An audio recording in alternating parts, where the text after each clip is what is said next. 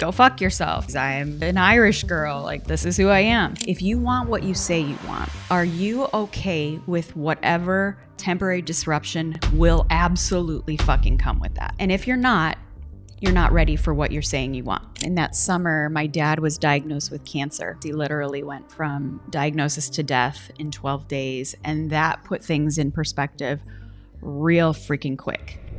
How did you reconstruct your identity of who you were? Is there anything that kind of comes to mind when it comes to actually starting to change the expression of the personality type? How have you seen the Enneagram and understanding that be able to support entrepreneurs, business, productivity, those kinds of things? Tracy, welcome to the show. I am so excited to chat with you. I can't wait to bring your knowledge and wisdom to my audience. We have this unique soul blueprint that we are born with. I believe that. And then we're dropped into situations, families, circumstances, traumas, whatever that looks like for you. And the expression of that soul blueprint changes based on those circumstances. A lot of time we do it for survival, control, whatever that looks like. So the Enneagram kind of gave me this roadmap back to who I was and full-blown fucking permission to be that. When we have intimacy in all things, not just like in our homes and in our bedrooms, but intimacy into me, you see. We let others have a peek into who we are. We can move the ship forward a lot faster and more aligned rather than hitting all these roadblocks and glaciers and whatever is in our path. Like, we can ride the wave. I feel that a lot of times the people that are the most judgmental of others is because they're really hard on themselves. Yeah, because you can't give what you're not giving yourself.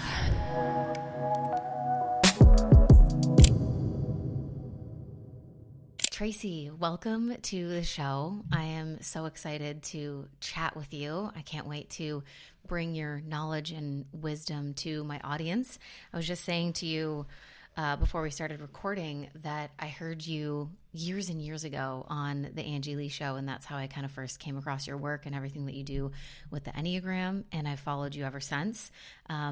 So I'm really excited to have you on the show and really dig deeper into your journey, your path, the work that you do, and share that with our audience today. So welcome to Make Shift Happen. We're so excited to have you. I'm honored to be here, and let's make some shift happen. I'm excited about that.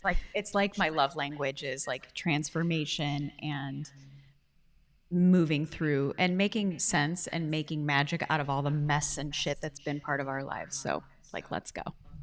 Yes, let's make shift happen.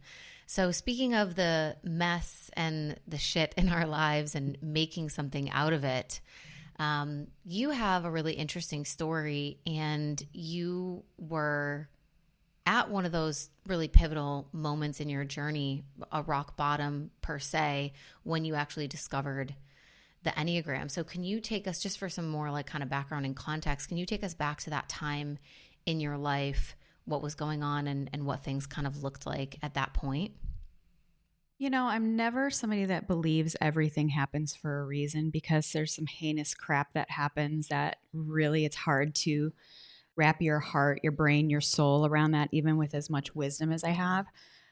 However, I am a firm believer that you can make something beautiful out of anything that does happen. And that kind of was where I was about 12 years ago. I had just turned 40 years old, so you can do the math there. You know, on paper, things look good. I had a successful career. I had beautiful teenagers. I was a single parent, the sole provider as well. But in the summer of 2012, I had this like epiphany. I had this like spiritual awakening that I knew I was meant for way more. But based on what I was taught, told, and modeled, and kind of my life circumstance, I felt kind of trapped by it. I didn't have anybody blazing that trail for me, the trail that I knew I needed to go down. And then in that summer, my dad was diagnosed with cancer, and he had a 12-day cancer diagnosis. He literally went from diagnosis to death in 12 days. And that put things in perspective real freaking quick. Like, it was almost like a 2x4 upside the head. And I had also kind of reconciled that some of my coping mechanisms weren't great as well. Even though I was very high functioning and high performing, I knew that like if I didn't repair some of this stuff, it was going to be repeated or, you know, my generations that were following me were going to repeat it. And so after my dad died, I felt like I was white knuckling it and knew that I was starting to witness some things in my own kids start to get repeated. And I didn't want that. And so I made the decision to check myself into rehab for not just an alcohol coping dysfunction, quite honestly, but also anything but drugs I have used to cope: food, anger, codependency, um, shopping, you name it. I have used it to try to either feel or numb. And I knew that I needed to learn emotional regulation and emotional sobriety, and all of this other stuff was just symptoms of that. And so when I checked myself into rehab voluntarily, most of the people in my life were like, why are you doing that? Like, you're actually all right. You're better than all of us, which was like the first aha moment. Like, put yourself in rooms and around people that are up leveling you and not saying, you're great, you're better than all of us. Like, you don't want that. And it was in day 2. I walked into rehab and recognized I was a little bit different than most of the people there. Not better, not anything like that, but just different. Like, I was ready. I was really ready to get new tools in the toolbox so that I could step into what I was here to do. Because sometimes you got to be called out to be called up. And I knew that that's where I was. And so on day 2 with my therapist, who I still see to this day, she wanted me to do this Enneagram thing. And I very respectfully told her to go fuck herself. I did not want to do that. I was like, I don't need another label lady. I'm literally checking in here with tons of them. I don't need another one to make this more hard. I need you to help me fix my life, basically. And she is tough, and she's from Texas, and she's also an Enneagram 8 like me. And she's like, my dear, your best thinking has gotten you here. And this might actually help you get out of the box that not only you've put yourself in, but the world has also put you in. And I grew up in an alcoholic home, and, had a mom that was very emotionally abandoning, not maliciously, but just she couldn't deal with it. And so I took that as an opportunity, even though I was really mad at my therapist and not excited about where I was. And this was a very humbling moment. I do believe that when the student is ready, the teachers and tools appear. And this was an opportunity for me to change the entire trajectory of not just my life, but the generations that were going to follow for me. And so that's kind of where my journey with the Enneagram started 12 years ago. And I had a lot of aha moments. When you're sitting there in a room, very humbled by yourself with nothing but, a playlist and a journal and some things. It really allows you to tap into who you are and who you are designed to be, and where you have kind of blocked that and sabotaged that along the way because of circumstance and because of your own fears. And so I started to dive into it, and it was the first time in my life I felt compassion for myself. Like, instead of shame and anger and judgment, I was like, wow, I came by a lot of this innocently. And although it is my responsibility to put new tools in my toolbox that I can change this moving forward and not use it as a crutch or to hold myself back, but to leverage this to step into who I was always designed to be and make the impact in this lifetime and in my own home the way that I was always designed to be. So that's kind of where it all started. A long time. It seems like a lifetime ago. I love that you said it's the first time that you felt compassion for yourself, because I think that's what a lot of people feel when they start to do some form of inner work or therapy or whatever that aha moment is for themselves, when you can see that there's some sort of reasoning, some sort of pattern, some sort of mechanism, some sort of design that is behind the way that you've kind of been operating and moving through life. It creates this sense of compassion of, oh my gosh, I'm not broken. There's nothing wrong with me. I just have to learn how to work with myself better and use this tool to help me be able to create new coping strategies and learn new patterns and ways of being in the world. So I love that so much. I'm curious to know, how did you know that it was time to do something as radical as check yourself into rehab? Because it sounds like you didn't fully identify with being an alcoholic and there was like other things in the mix, but a lot of people probably wouldn't be brave enough, courageous enough, honest enough to take such a big step. So I'm just curious if there was something that happened in your life or in your mind that led you to believe that that was the best choice and the way forward. I love this question and thank you for asking it because, I've done 12-step program. I've been in the rooms of AA, Al Anon, ACA, all of it, and they're so helpful, seriously. And I also knew like I didn't have a chemical problem, I had a coping problem.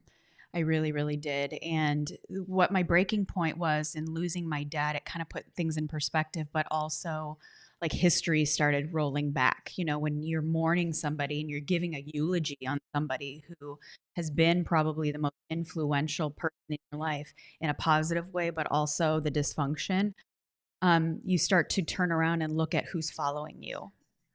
And I had a 14 and 15-year-old at the time. And I started to see the same look in their faces that I had growing up. And although that built tenacity and resourcefulness and resilience and a work ethic, all of those things, which are really great, I also knew like where I was internally, and I could feel energetically that coming from my kids. And they're going to do what I do, not what I say to do. And I needed to be in integrity. And because I didn't know a different way, I needed to go find one. And like I said, I was very different than most people. I wasn't like physically addicted to alcohol, and that can be a very real thing. It doesn't mean I'm ever going to dabble in it again because it serves zero good for my life.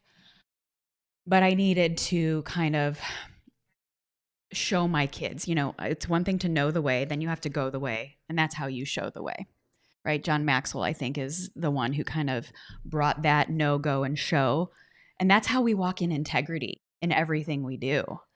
Like, I can see people who talk a real good fucking game, especially in this space of personal development. But I am the person that sees a lot of the stuff behind the curtain to know that, like, if I want to be and have compassion for myself and be able to facilitate transformation, not just in my own home, but out in the world, I better be damned to be walking my own talk. And to be able to put my head down on the pillow every night without shame, without judgment, without all the shit that I had been beating myself over the head with. That was why it was so radical for me. I'm kind of an extremist. When I make my decision, I'm pretty much bulletproof and unstoppable. But sometimes it takes me a hell of a lot of whippings upside the head in order to get there. And so to the outside world, it can look really like holy shit, courageous and extreme, and it is. I'm not minimizing the courage it took to do that. And honestly, at the same time, I walked away from a successful career and wiped out my entire social network at the same time. Like, I didn't just check into rehab. I wiped out everyone but my two kids. Financially, emotionally, support, friends, everything. Everything went but me, my faith, and my kids. And I started over.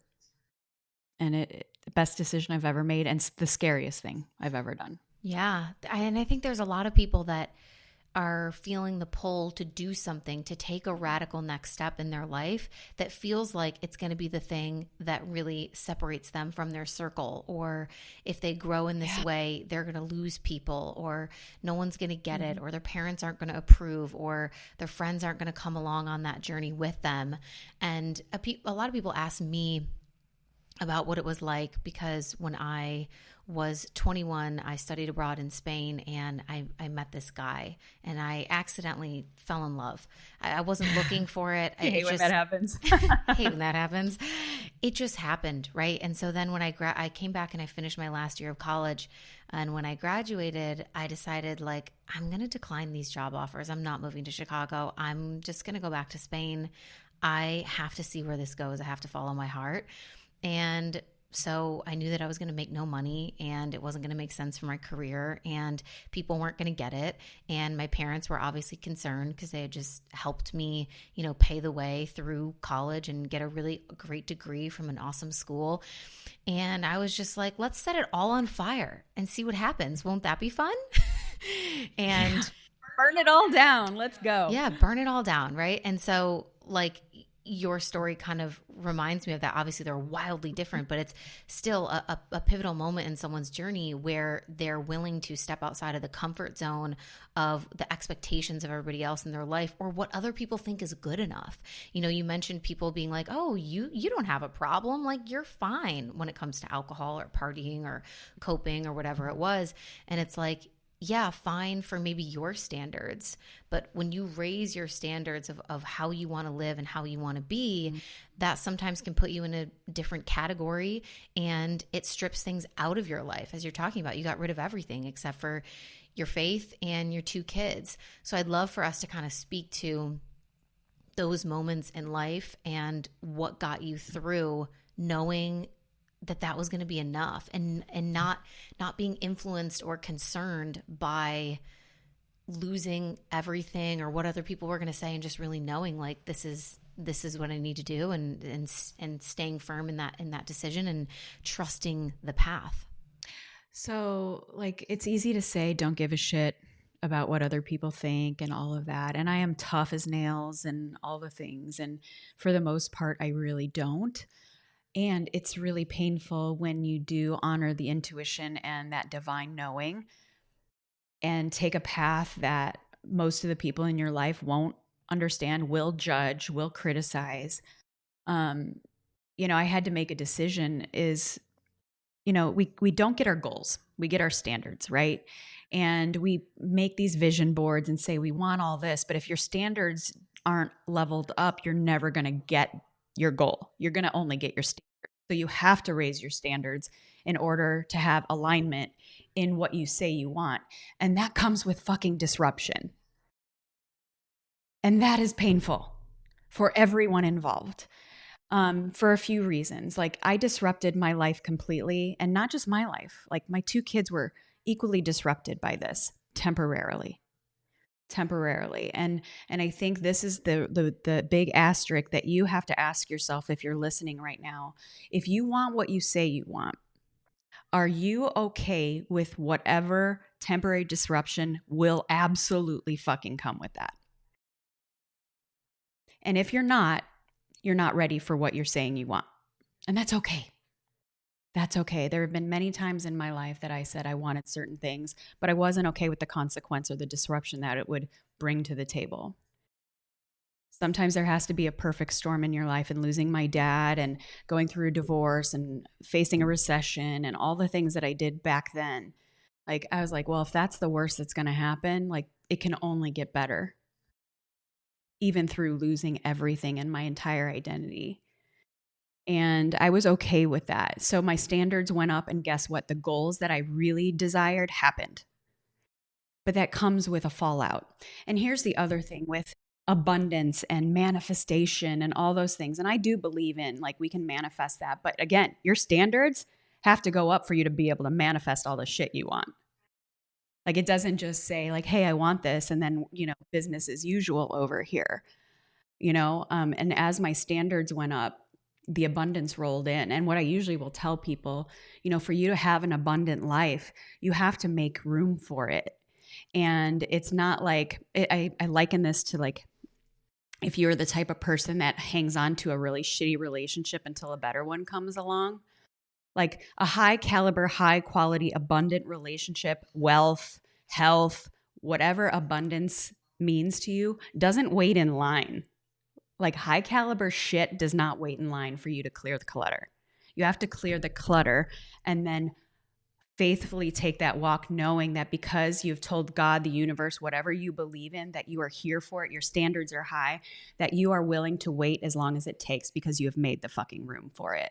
And I did that when I cleared the path of my own compensatory strategies, the dysfunctional relationships, a boyfriend that was not good for me, my family judgment. My whole family has disowned me pretty much at this point. When I cleared the path for that, I was so abundantly blessed in my health, in my wealth, in my relationships, in my support, and in the relationship I have with myself, my faith, and my children. I would say that that was worth every ounce of disruption that has happened in my life, and it has been so painful at the same time. Like, you have to be able to hold both at the same time. And that's really challenging. And that's why, like, tools that I've put in the toolbox over the last 23 years, but really seriously, the last 12 have been so important because life is going to life you in the face.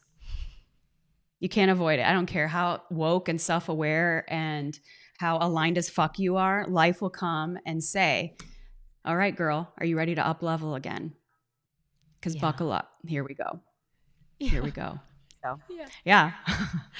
I know. It's like, why? Why does it always have to be like this? Sometimes I'm like, no more lessons, please.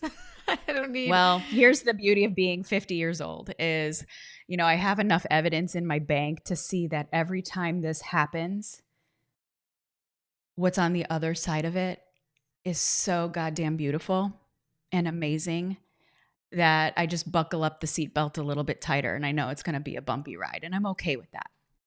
I don't Yeah. enjoy the process. I don't.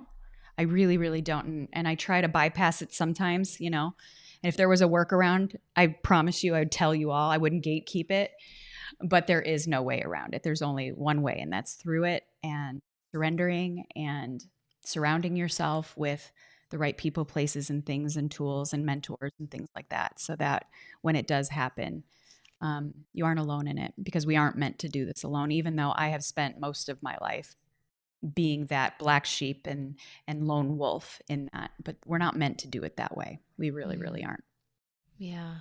And I think like a lot of times if you are in a place in your life where you're feeling like that disruption is coming and needs to Mm. happen in order to clear the path and pave the way, you're probably on the precipice of getting closer to finding the people that you are supposed to be surrounded by or do life with, right? Like I think when you are feeling super alone or like no one understands and no one gets it, that probably means that you've got to go through one of those Yep. disruption periods, one of those, peeling away, clearing the path Mm-hmm. moments, and then that, new tribe is kind of there for you. If you take the first step, the next one appears, and if you take the next step, the one after that will appear, and eventually you kind of find yourself surrounded by the people that you are meant to do life with, at least in that season.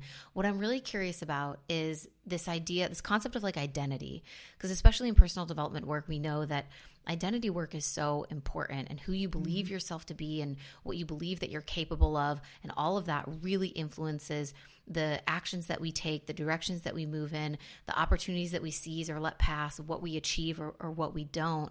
And it seems like you and all of us do this at certain seasons of our life, but like you absolutely had to reconstruct a new identity for yourself once you went through that, coming out of rehab and doing all that inner work on yourself and going back home to your kids. And it was like this fresh start. Like, how did you reconstruct your identity of who you were? And did the Enneagram play some sort of pivotal role in that? I mean, obviously that must have shifted something intensely for you because it became part of your work. Yeah. I wouldn't say, like, this is the beautiful part about this work is, and this was the other thing, aside from compassion, when I was in rehab learning about it, and it was the first time I had compassion for myself. The other thing that happened was I got full blown permission to be who I was always designed to be before life kind of kicked me in the teeth. So I wouldn't say I reconstructed my identity. And that's the good news for all of you, is you don't have to reconstruct your identity necessarily. However, you have to maybe change how that gets expressed. Mm, Right. I think, and this is the gift of the Enneagram, is we have this unique soul blueprint that we are born with. I believe that. And then we're dropped into situations, families, circumstances, traumas, whatever that looks like for you. And the expression of that soul blueprint changes based on those circumstances. A lot of time we do it for survival, significance, certainty, independence, autonomy, control, whatever that looks like. And so the Enneagram kind of gave me this roadmap back to who I was, and full blown fucking permission to be that, and to have this full understanding of what motivates me and what my biggest fears were. Now, it wasn't permission to say, this is just who I am, deal with it, which is kind of what I did most of my life. I was like, I'm an Aries, I'm, an Irish girl, like, go fuck yourself. This is who I am. And I'm an Enneagram 8. And so that kind of tracks, right? Like all of that kind of tracks. And all of that is still very true. However, I am very responsible for the come from and the expression of that in a way that is not only compassionate, respectful towards and honoring for myself, but if I truly want to do what's for the greatest good of this lifetime and my impact here, I might have to alter the expression of who I am, not who I am, but the expression of it in a way so that what is so beautifully intended on my heart and in the work that I'm called to do in this lifetime, so that it can be received for other people, right? Because what happened most of my life is I was very unique, and I was, I know who I was, but the expression of it was clouded by like the judgment, the lack, the scarcity, the fear of abandonment, the fear of betrayal, things like that. And so a lot of this armor started popping up to shield the true identity, which is a very sensitive, vulnerable, compassionate, protective person. And as I kind of understood that and recognized through the framework of the Enneagram, because we're more than our type, but we have this growth number that we're always kind of striving for. When I was learning about this sitting in rehab, I was like, wow, I've been sabotaging and judging my own growth all this time. So whenever I was on the verge of it, it was like, nope, nope, nope, turn back around and do what we do to survive rather than thrive. And the gift of the Enneagram for me in my life is to know that this is my place in this lifetime. And it comes with some things that are challenging from time to time. But you can't have the rewards without the risks that come with things. And through the framework of the Enneagram, I have learned how to express myself in a way that people that aren't like me can receive me. And the first place I tested that was in my own home, right? I have an Enneagram 2 empath, highly sensitive son. And I have this free spirited, like enthusiastic, visionary kind of daughter who are both very different from each other and me. And so I started testing kind of my own, like, I'm going to be who I am. I'm not going to try to make them who I am, but how can I express who I am to my kids in a way that they feel seen, heard, understood, valued, and respected and honored for who they are, at the same time, not self abandoning myself. Mm-hmm. And it worked. And it Mm-hmm. worked beautifully. And that's when I really fell in love with the Enneagram and understanding this. I don't have to reconstruct necessarily my identity. I just have to honor it and leverage it and work with it in a way that is honorable to me and to the greatest good. Mm. So that's how I would answer that question, honestly. I love that. When we look at that through like a tactical or like kind of like tangible lens, is there anything that you can remember actually changing? Or obviously, I mean, you've worked with so many clients and companies and all of these things at this point. What are some of the things, if someone is trying to express their identity, their like divine design in a healthier way, that so that they can improve their relationships, they can improve their relationship with themselves, and they can experience all of that growth? Obviously it's going to be different, I think, for every personality type and, you know, what coping mechanisms you're used to in that. But is there anything that kind of comes to mind that has been really helpful for you or some of your clients when it comes to actually starting to change the expression of the personality type? Well, the biggest aha and humbling moment for me, especially when I was sitting in rehab and figuring out that I'm raising an Enneagram 2 and an Enneagram 7 and I'm an Enneagram 8, was how unintentionally I was clipping their wings and chipping away at their confidence without any desire to do that, right? And a lot of times, especially if we do like the inner work and stuff, we have to go back to our childhood, and yes, our parents did do the best they could. Absolutely. Unless they're sociopaths or something, like most parents don't like go into this saying, you know what, I want to fuck up my kids. Like, no. And we still have a responsibility as parents to do better, right? And when I was recognizing that, like, wow, I am chipping away at their spirit, their confidence, I didn't want that. I didn't want that. And so the biggest kind of thing for me is recognizing that they have different perspectives and different fears. So that kind of allows me to pause rather than to be so reactionary. So like pause is like everyone's best friend, everyone, especially a reactionary type like an Enneagram 8. And number 2 was recognizing there's 8 other different perspectives in which people see the world, and they're equally as valuable, and I have a lot to fucking learn from them. And so, especially when I would get irritated or triggered, even instead of judging or trying to control or whatever that looked like in the past, I paused. I'm like, what do I have to learn from this person right now? Whether it was my own child or somebody that I absolutely activate. I activate a lot of people, right? And they usually will project onto me, and that's totally okay. And instead of like sparring with them, I'm like, okay, I have something to learn from them as well. And if I am in this pause, they will also, if they're open to it, learn from me. And that is what we're all here in this human experience to do.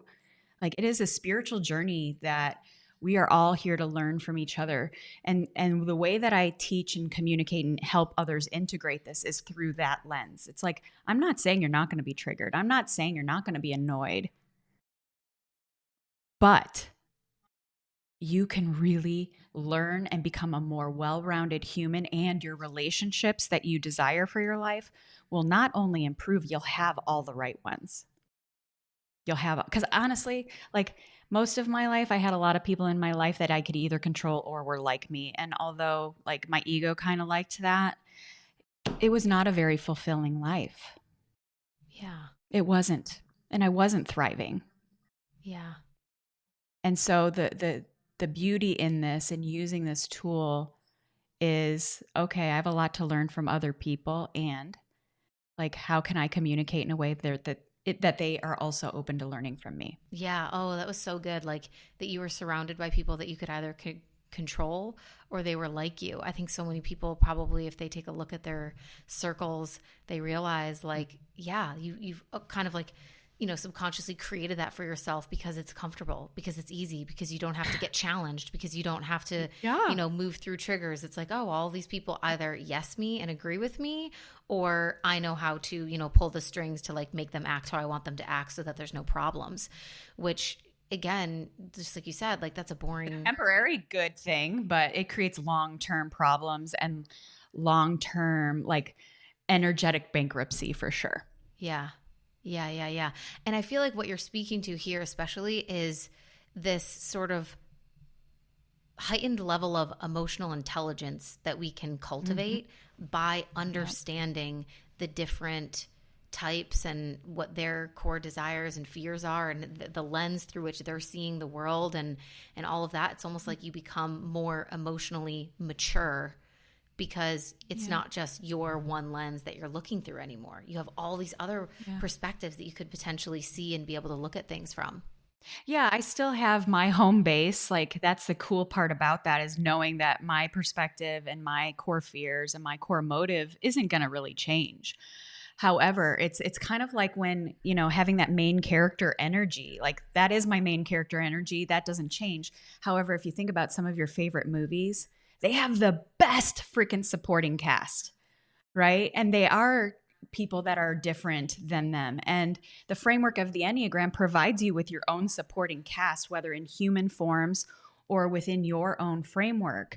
And it's been really, really fun to have very polarizing people around me. Like, the cool thing about polarization is, like, you can be an amazing team, whether it's like your support system, your business, your home team, whatever. Like, my home team is very diverse, right? With that comes, like, we're all very skilled and strong in different areas. And when we're not okay, that same polarization can be explosive and destructive, which is where we were, 12 years ago within my home team. But I would much rather have a very strong, diverse team around me in friendships and professionally, so that I can be who I am without having to maybe pull some of these other levers that I can do, but they're harder for me. Hmm. It's Yeah. so cool. Oh my God, it's so cool. And like, some of my closest friends are very, very different than me. And I still don't understand sometimes how they function. I really, really don't. And I know, like, they bring something to the table for me that I absolutely continuously need to not only learn, but also it helps me heal. Mm-hmm. And, in a romantic partnership, when I look back at my failed marriage and some of my failed relationships and friendships before, um, I can see why they went sideways, not only from their perspective, but also mine.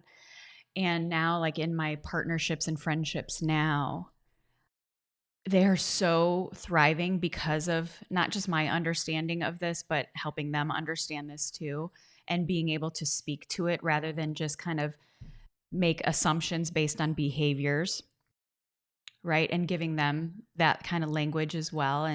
And it really cuts through a lot of the fluffy shit and the guesswork in interpersonal relationships so that we can do what we're here to do with each other. And Mm. that's love and thrive and make a difference here. So you mentioned business and having Yeah. kind of like a diverse team, and whether that's within your own kind of framework or Mm-hmm. also with the people around you. And I know that you work with businesses and companies and Mm-hmm. probably clients that are entrepreneurs, and I know that a large part of my audience, they're going to be interested in that. So I'm curious from your perspective, like how have you seen the Enneagram and understanding that be able to support entrepreneurs, business, productivity, those kinds of things? Oh my gosh. It is like, as long as the leader is open to it, because a lot of times, a CEO or, the founder or an entrepreneur come to me is like, I'm having problems with my team. Can you help fix it? I'm like, well, first of all, there's nothing to fix. And you have to be willing to be transparent and vulnerable too, because leaders go first. And if you're not willing to do that, all this information will actually put more of a spotlight that you're out of integrity. Mm. So if you're okay with that, like we can move forward. Yeah. Most of like, I will be transparent and vulnerable. And I usually tell them the more transparent and vulnerable you are with your people that you are leading and even those that you love, the more that credibility and trust is built. Yeah. I'm not saying it's not uncomfortable or that it doesn't come with certain risks. For sure, it does. However, when whoever is leading the pack can do that, it gives permission for the others to do the same. Yes. And the more that we can do that, the more we can really get down to business, increase productivity, reduce turnover, conflict resolution goes way down. You build a culture that is bulletproof, which that is king. Culture is everything. And when leaders are like, and I speak it straight, like that's my gift, but I know how to speak it in a way that they can receive it now instead of just like saying, fucking get your shit together. I'm like, listen, like this is how you got to do it. I got you, but you got to do it. And so by the time I come in, the leader is completely cracked open, and everybody starts to see each other. And I even bring up like you're probably sitting next to somebody who really pisses you off behaviorally, or they trigger you, or you judge them, and you come by that innocently, and probably some of the behaviors are rightfully so. I want you to understand the why behind what you're seeing.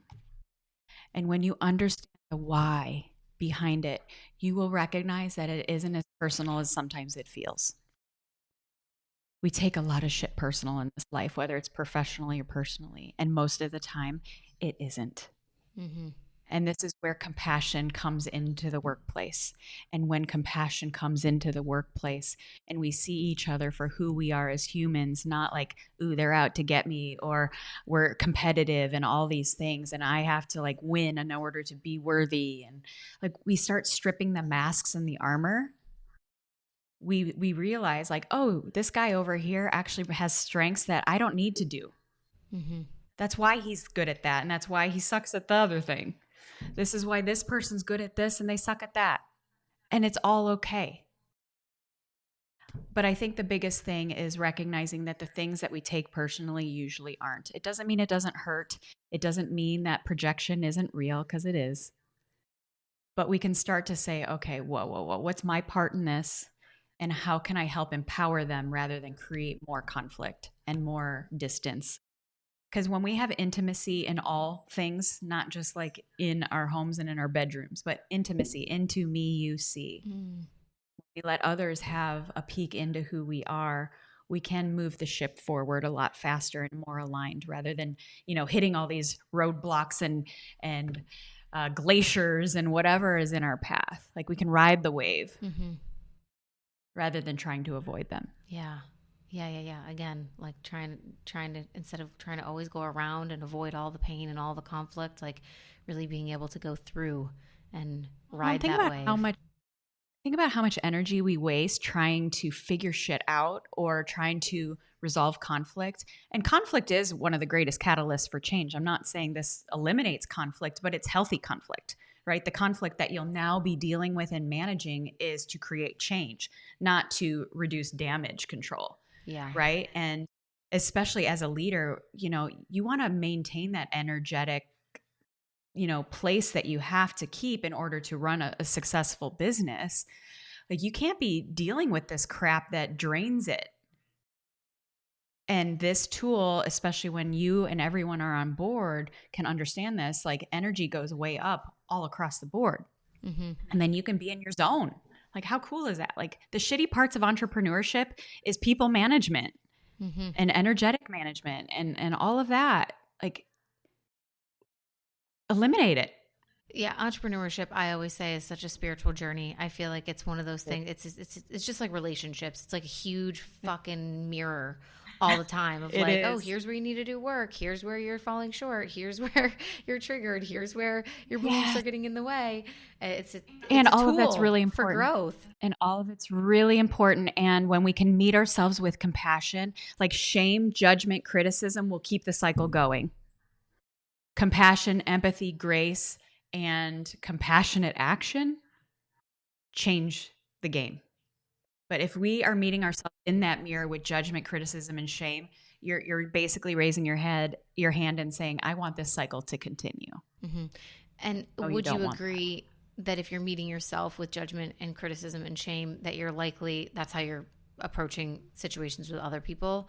I feel that a lot of times the people that are the most judgmental of others is because they're really hard on themselves. Yeah, because you can't give what you're not giving yourself. So even if you're, masking your judgment of other people in kind words, the energy does not have a poker face. And you can't give what you're not giving yourself. And the most important person you'll ever lead is yourself.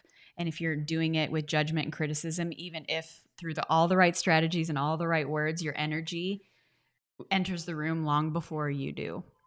And really good people, the people that you want to do what you're here to do in this world, will feel that. And that's why they will leave you. They won't leave you because of a strategy. They won't leave you, but that energy doesn't lie. So the more that you can meet yourself with those things, it doesn't mean you're not going to make mistakes. You're human. And I don't care how self aware you become, like you're still freaking human. And it's where we learn the most and where we have the biggest breakthroughs is through our mistakes. So why the fuck judge them? Why? That's probably my life's biggest lesson. It's like, wow, those mistakes actually have made me the amazing person, leader, mother, friend, partner that I am today. Now, I humbly am working hard to not repeat the ones, especially the ones that hurt other people, whether unintentionally or not. I take accountability and responsibility, but with compassion. I'm so intrigued by the way that you mentioned culture, and it's something that I'm currently kind of like fascinated by. I'm reading this book called The Culture Code. And I love this idea of like company cultures and like what creates these successful ones. 'Cause it's just fascinating about these little tweaks and things that can create such a symbiotic relationship between people and really allow a group to flourish versus fail. And there can be a culture in your family, there can be a culture in your company, all these different areas of life. And that's just something that kind of is intriguing to me now. And so I am so interested in, like, when you go into a company, let's say, because I know you've worked with like big companies like Google, Amazon, you go in as this performance coach, and the first thing is getting the leader on board, right? Like making sure that they're willing to participate because everything starts with them. And I totally agree with that. Whenever I teach on leadership, it's like, first of all, before we talk about leading anybody else, we need to talk about leading yourself. Like, do we have self-leadership on lock? So I love that you mentioned that as well. But I'm just curious, like what do you find ends up being the most impactful for those groups or those employees in those corporate spaces, or in even if it's like small entrepreneurial groups, like what is the thing maybe that they walk away being the most surprised by, or that they tell you like, wow, this really helped us because of whatever, like from their perspective, Yeah. what do they feel like was so impactful about the work that you do with them? Well, the thing that they understand is like you can have all the right strategies in the world in place. You could have Tony fucking Robbins come into your workplace and give you all the strategies in the world, but if you don't have the right culture, you're fucking dead. And I think more than ever, companies are seeing, first of all, we have to do a lot with a lot less, a lot more with a lot less people. Um, and so people are really, and businesses are understanding that culture is king. I mean, you can be canceled in a minute. And a lot of that has to do with the culture that you have built, right? So people are like hyper aware, like, oh shit, we need a good culture. Home team, professional team, all across the board, like you said. And the thing that I think people are walking away with is the culture doesn't change just because you decide it is going to. Right. Again, it goes back to what I said, like you have to walk that talk. And the culture changes when you treat people as valuable, like that they make a difference with their unique gifts. And when they really, really feel like you get that and you speak to that and your actions back that up, that's when your culture becomes bulletproof. And that's when your people stay. And that's when your culture is amazing every fucking time. I don't care what happens in the world. Like, culture doesn't change the game, it is the game. Mm. It is. And so, understanding your people, when you understand people, you understand everything. And that's at a human level, like strategy, bottom lines, P&L, all of that. Yes, I understand. I'm a strategist. I'm a business person. Like, I get all that. All your energy needs to go into you understanding your people. All that other stuff will fall into place because once they feel like you respect and know that they're here to make a difference, they are open to all the strategies, all the boundaries, the guidelines that you're going to try to put into place. But without that, you got a team running rogue. Mm-hmm. So that's the biggest thing I would say is people understanding like we don't just decide we want a good culture, we have to embody it. And a lot of people unfortunately don't know how to do that because they complicate it with strategy.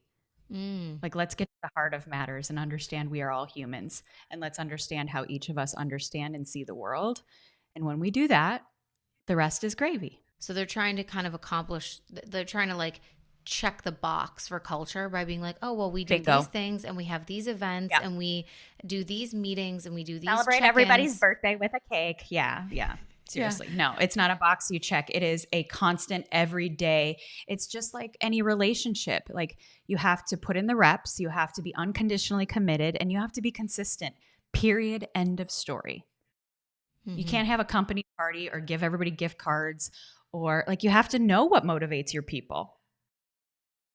Yeah. When I was part of a I built this really strong sales organization. I did it really quickly. And the company that I was partnered with, they were like, oh my gosh. And they started dangling carrots because they wanted me to do more of that. But they didn't take the time to understand how I'm motivated. And they were dangling the wrong carrot in such a way that it turned me off. I was like, dude, if you just took the time to understand why I'm doing this and dangle the right carrot, guess what? You get a fuck ton more out of me. Yeah. But take time to know your people. You'll know what carrots to dangle that not only get you the bottom line that you want, but also helps them build their confidence. Why wouldn't you take the time to do that? It does take more time on the front end. It does. It takes a lot more time on the front end, but it creates like this momentum of a freight train that is almost impossible to stop. Yeah. No, that visual of like dangling the wrong carrot really like clicked for me in terms of when you're building teams or trying to work in groups, like understanding what motivates people and kind of going back to what we talked about earlier, like understanding the core like drivers or desires and the core fears. Like that was a huge thing for me when I first discovered the Enneagram. I feel like that was the most like helpful detail of my personality type that I could initially like lean into and that allowed me to have that self-compassion, and also seeing all the other ones to help me understand what other people are seeking and avoiding, and that's how they kind of like live their lives. I love that piece of the Enneagram. Is there anything else about it in particular, about that personality test, that you recommend? Like if someone's, starting out and they're like, I really want to just, what's one detail that I can like lean into? Do you think it's the growth number, or what is one thing that people can maybe start with? Well, the first thing you need to understand is all the online assessments are inaccurate 65 to 70% of the time. So, like, that's the part about the Enneagram that is kind of like, eh. But we are complex beings, and I love human design too.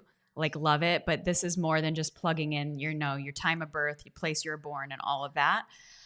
This is like nature and nurture colliding. So we do have some components and self-expression that kind of, alter, and especially if you go into these assessments or somebody's giving you this assessment.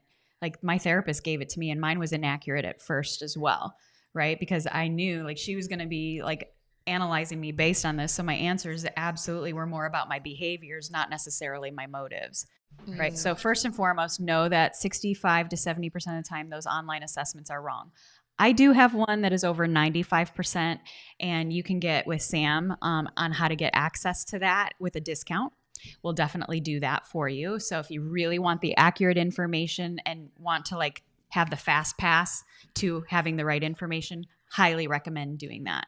I'm somebody that likes to do that. I don't like to go to Disneyland more than once. Give me the fast pass. Let me get through to the front of the line for everything so I can be done with it and know that I'm not going to be missing anything. That's kind of like my assessment for that. But if you're going to kind of go the slow way with it, totally okay. Totally, totally okay. But if you're going to use the rest of the framework, you kind of have to have the right information.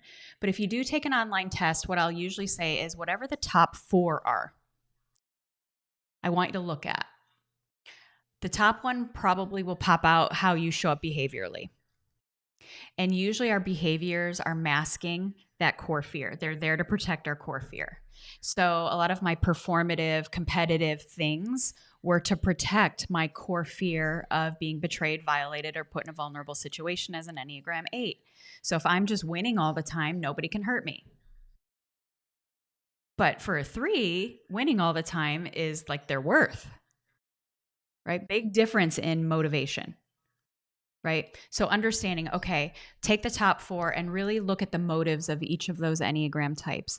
And don't pick the one that you think sounds the best, because that's not going to help you in this Enneagram journey. It really, really isn't. I did not want to be an Enneagram 8. Trust me.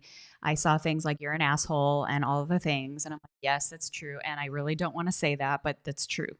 Right. Like usually the one that triggers you the most out of those 4 is most likely you're getting closer. So look at the motive, not the behaviors, not the stereotypes. Please don't go look at all the other Enneagram people and their cute quote cards, which are amazing. I love all of them, but like in this self-discovery, you need accuracy and you need radical, compassionate honesty with yourself. Mm-hmm. And if you have a hard time with that, get somebody like me to help you with that so you have the right information, and then you know how to integrate this and leverage this beautiful tool in your life. I mean, Sam, this tool has not only allowed me to break generational shit, this has allowed me to raise 2 incredible human beings in their mid 20s at this point. This has allowed me to make probably over $7 million over the last decade. This has allowed me to have the best supportive female friendships in my life. This has allowed me to not only fall in love, be in love, stay in love, and receive love in a way that I never have before. I would say that this tool can really help you transform your life, but you have to have the right information in order to use all parts of it. The growth number is kind of like the target we're always aiming for. So Mm-hmm. having the right number is important. So anytime I want to resist or justify some of the things I don't want to do, I look to my growth numbers like, well, no, if I'm raising my hand and saying I want to be the best version of myself, that is required. And because I see the target I'm always aiming for, it's easier to lean into it and then use the other parts, the wings, because we have 2 wings, understanding the stress number, my tri type, all of that can come into play to support the growth Mm-hmm. when every part of it wants to say, I'm tapping out. Mm. So that was a very long answer to your question, but I think it was important to say. Yeah, absolutely. No, and it's making me want to retest. I also had a Yeah. question for you. I'm like, because I've heard people talk about this where their type changes.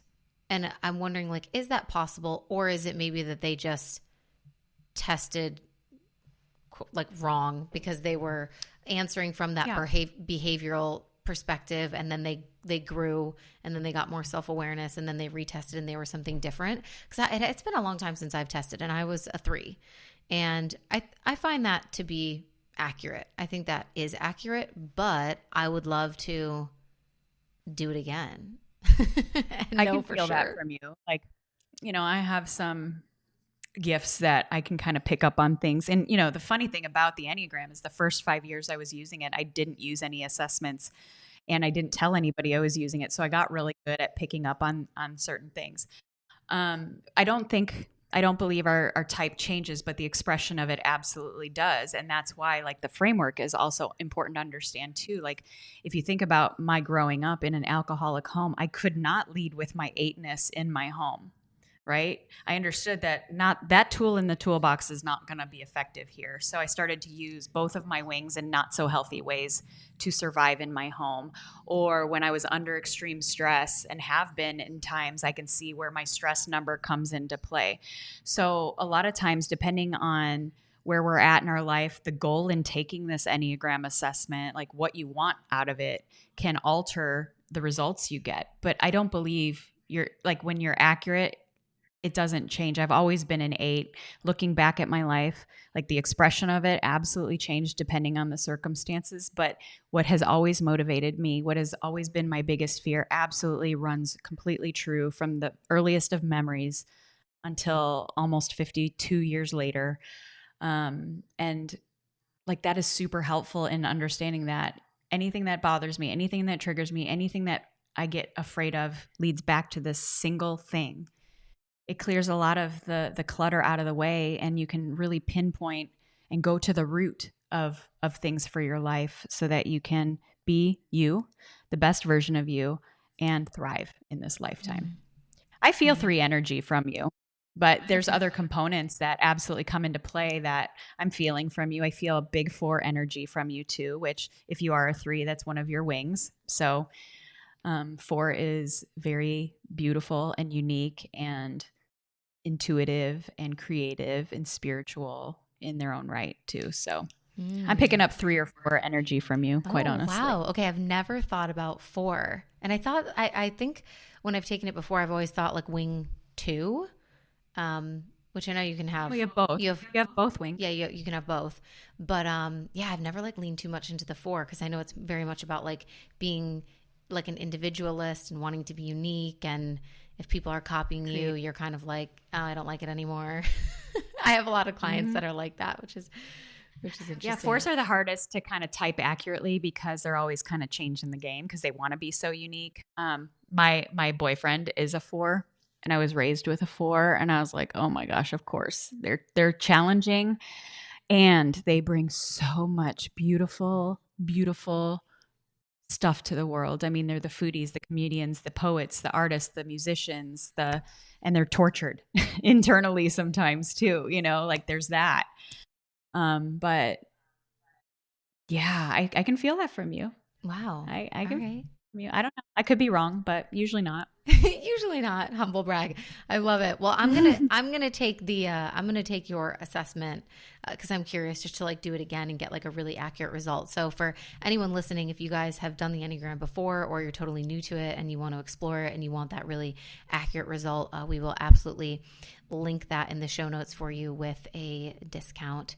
And we will also link, of course, all of Tracy's socials so that you can go and follow her. She obviously is incredible at the work that she does. I got goosebumps earlier when you were talking about how much this work has changed your life and allowed you to, make millions and become a even better mother and partner and friend. And I know that to be so true for me as well. All the personal growth tools that have meant so much to me, I owe a lot to them because they've completely transformed my life and who I believe myself to be and how I show up and what I think is possible and the relationships and the love in my life. And so for anyone listening who needs that little piece of encouragement that it is worth it to work on yourself, let this be your reminder. It is so worth it to go inward and figure out what's going on with you, and do that deeper inner work and healing, because it changes not only your life, but the lives of all the people around you. And it's like a ripple effect that just creates magic beyond your wildest dreams. And Tracy is proof of that as well. So thank you so much for coming on the show and sharing all of your wisdom with us. It's been such a pleasure. If you want to shout out, do you hang out mostly on Instagram? Where are you at? And you have a podcast? Yeah. Instagram, Tracy_O'Malley. I have a podcast, Lead with the Enneagram, over 400 episodes. So once you have your type, like, you can go binge. You can binge without knowing your type, but seriously, super helpful. It's called Lead with the Enneagram because I'm like, you have to be able to lead yourself, personally and professionally. So you can go find me at those two places. And I would love to hear if you got something out of this. Yay. Thank you so much. I hope you guys enjoyed this episode. If you did, take a screenshot, share it to your Instagram stories, tag Tracy and I. As always, make sure that you follow wherever you are listening to the show, and we will see you guys next week. Bye.